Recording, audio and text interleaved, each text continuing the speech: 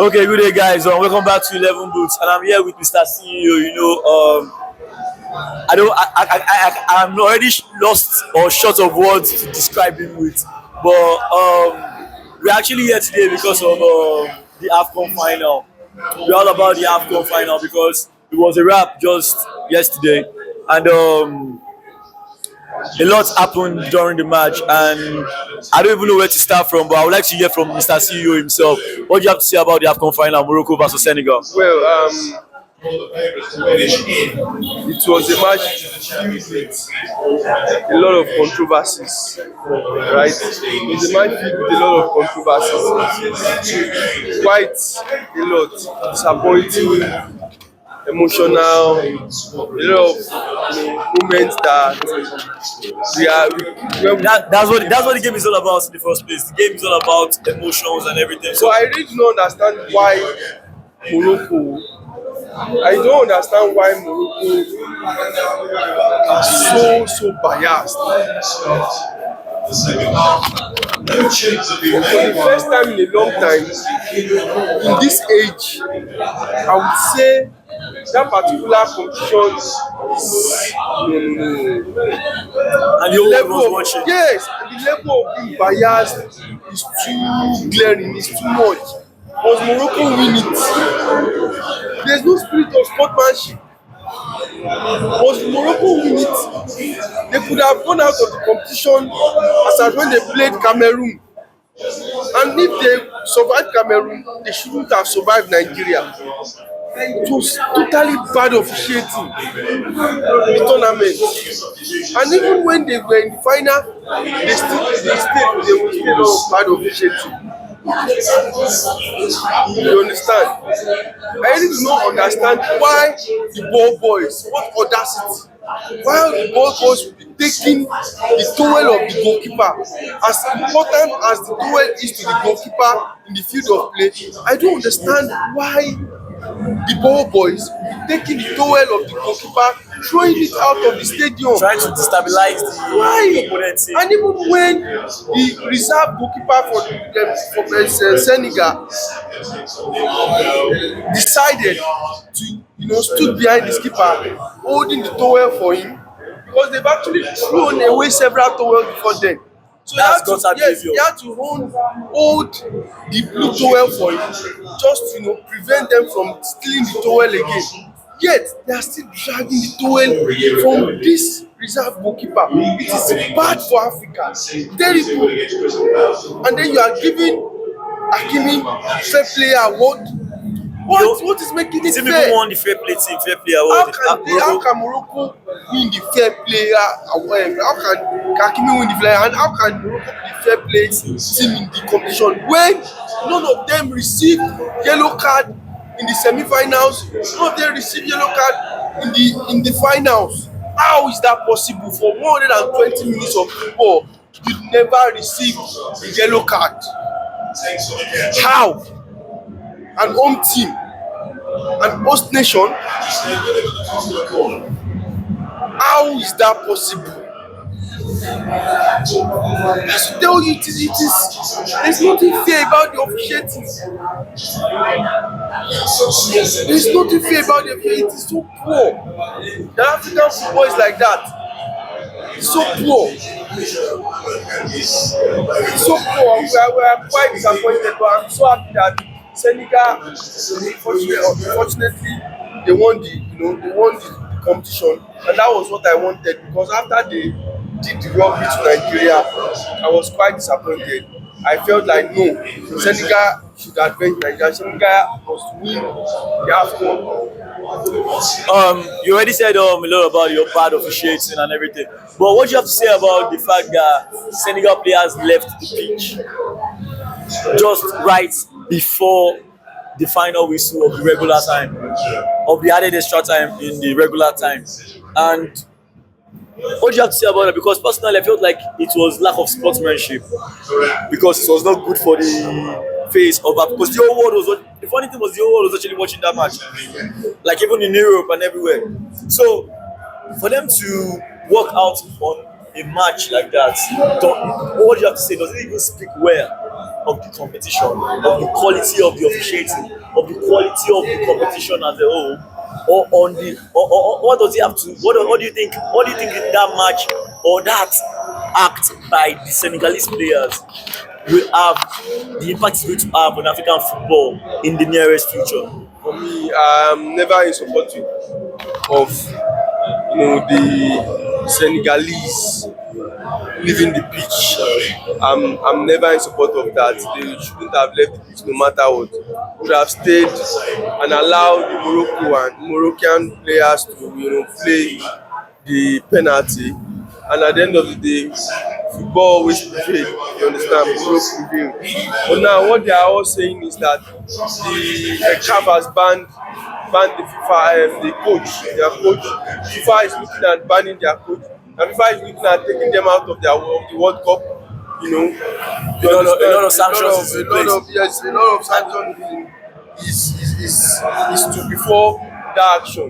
You understand? And I feel Sadio Mane, who is the team leader, really did a lot of True leadership out there. Shout out to Sadio Mane. exactly, because for him to have called back the team into the pitch, for them to play the penalty, shows great strength of leadership, great decision. Because if they had not come to the pitch to play, that and it has gone that way, they would have given Morocco the trophy, and then it would have resulted to enormous ban from several competitions to the Senegalese, which would be very, very bad for African football. So the fact that they came into the pitch and they allowed the Moroccans to play their penalty, and at the end of the day, it went the way of Senegal. It's a good ending. It's a good ending to the whole story. Yeah. Okay. It was a fairy tale ending to the match at the end of the day. And shout out to Sadio Mane for being such a leader and what a player and African legend he is. And what do you have to say about Brahim Diaz? That penalty he missed. A lot of people are saying, conspiracy theorists are saying he missed it on purpose. And I feel sorry for the guy, because in the sense that what he tried was a panenka, and a panenka is a risky penalty. A lot of people didn't get away with that kind of penalty. I think the last time I saw that kind of penalty being played in the final was in the 2006 World Cup final when Zidane played it against Buffon, prime Gianluigi Buffon against a prime Italian team. And wow, it was Zidane now, of course. What do you have to say about him, Brahim Diaz, right now? I feel like his mental health is at stake. A lot of people are criticizing him for it. And what do you have to say? Do you think it deserves the criticism? Well, for me, in that situation, I don't see reasons why I should be playing Panenka. You are not in training. You are not in Real Madrid that you do shit and get away with it. I don't see reasons why you should be playing Panenka in that situation. The whole world is watching you. You are not Kopama. You are not Zinedine Zidane. You are not Cristiano Ronaldo. In situations like that, if you idolize the likes of Cristiano Ronaldo and Messi will not play Panenka in that situation. Ronaldo will not play Panenka in that situation. Eden Hazard will not play Panenka in that situation. Kopama will not play Panenka in that situation. You only play Panenka in match where you know, okay, if we draw this match, it's not that bad. If we lose this match, well, it's still a league match. But in situations like that, in the final, a goal that decides the game, you are playing Panenka, because you should have been flogged. The first time they were going to the final in 50 years. He should have been flogged. Seriously, what's going to tell his kids? How is he going to explain that to his kids? That you were supposed to lead your team to a victory that has lasted for, you guys have tasted the trophy for the last 50 years, and then you had the power to bring back the trophy to the country after a lot of controversial decisions from the officials. Yet you still play Panenka and dash the ball to win. Dash the ball to the keeper. Shoot it. Pick a spot, middle, left or right. Shoot it with intent. Shoot it top right corner, top left corner. Shoot it with intention. Shoot it with, with intent. With even if You you have were, to killer instinct. yes, even if you had shot that ball off the bar, you would have known that okay, yes. Oh, you what you did, what you want to do, not to make a mess of Senegal goalkeeper and play Panenka and feel that the hero of the A grand goal in the grand yeah, can you final. imagine what sort of nonsense is that? Camera goal. It should be flogged. The camera penalty. Yeah, it should be flogged. Seriously flogged. That's it. So I don't care about his mental health anyway because he brought that to himself. He knows what it has risk. And then you are playing Panenka. What are you feeling like? Who is this guy? nevertheless, Brahim Diaz is a fantastic player, but he was given the golden boot of the competition. Sadio Mane was given the MVP, and Bono was given the goalkeeper of the competition. But I want us to talk about the less talked about person. That's Mendy. That was the second time Mendy was saving a Panenka penalty in a match. The first time I think was against Man City, where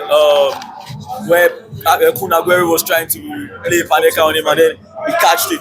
And then same thing again, he saved this one again. A very key save. Do you understand? Which I feel like is one of the most important saves in his career so far. So, what do you have to say about Mendy as a goalkeeper? Really, for me, Mendy is not really a good penalty. Penalty catch. He does not catch penalty too much. He's not really good at saving penalty. For me, Mendy is not really good at saving penalty. When you look at him at Chelsea, whenever we have penalty shootout, oh my God, Mendy is the most horrible keeper that you can ever put to save your penalty. But over time, he improved. What I notice about Mendy, usually he will not move when you want to play the penalty. Most times, what he does that he would not move. Mendy does not really move to catch the penalty or jump, or he's not always in a haste to catch your penalty. So if you play Panenka to Mendy, there's high probability that he's going to catch it 100% of the time. So you don't play Panenka to keepers like Mendy because he's patient. That's why he has caught twice that he has faced Panenka. He's a patient goalkeeper. He doesn't jump anyhow. But you look at the likes of Neuer, the likes of Stegen. People want to jump. Even one Bali would have jumped. Before you know exactly, and then so he's a patient goalkeeper, and that's why. Okay. Thanks for giving us your piece on the final. It's very insightful. And with that said, I think it's a wrap. Now, I would love to talk about how the African football can improve. Yeah. Please tell us how you feel For like, me, I think they should. because we have another Afcon in the next year. That's 2027, and then we have another one in 2028.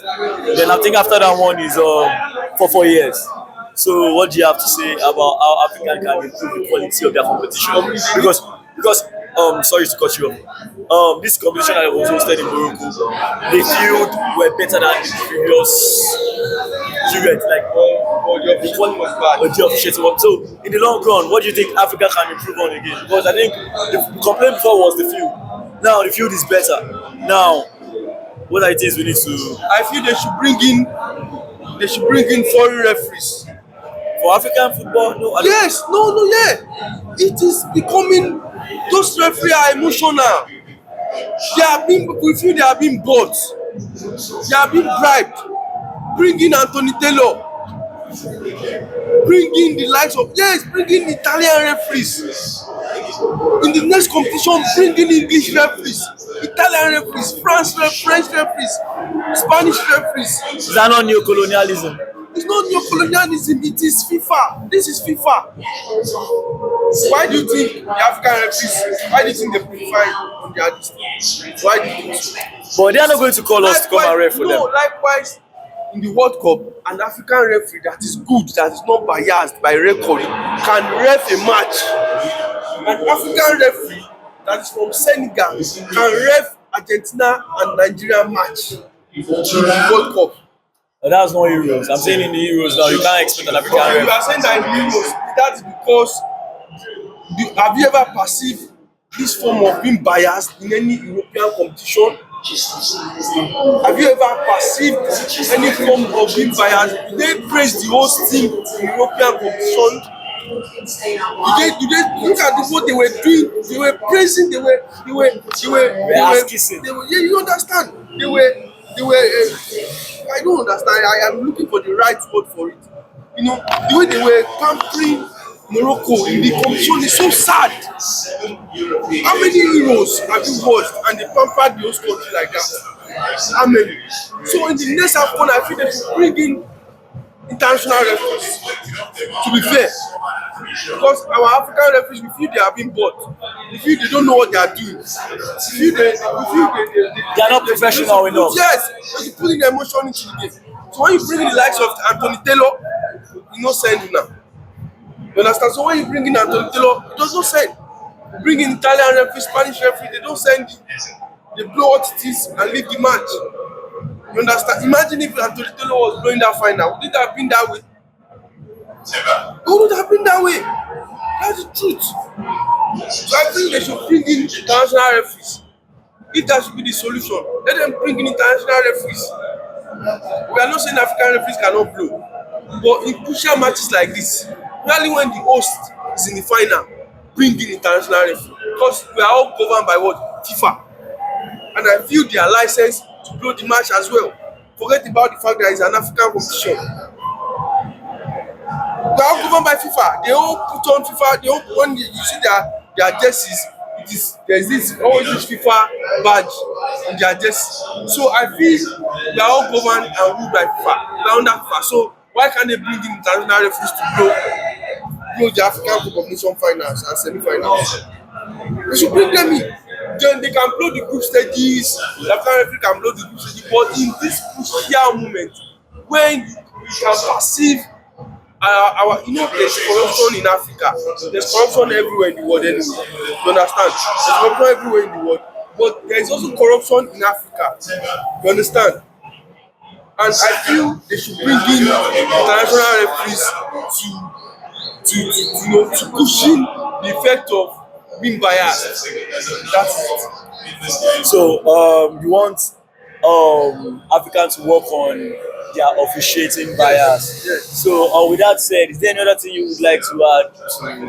Every other thing is fine for me. Every other thing is fine. Okay, with that said, I think we're going to make it a wrap. And then you guys catch us same time, same station at 11 Boots on all social media platforms. Thanks for subscribing, follow, and like our post on every platform. Please, we love you. Peace out.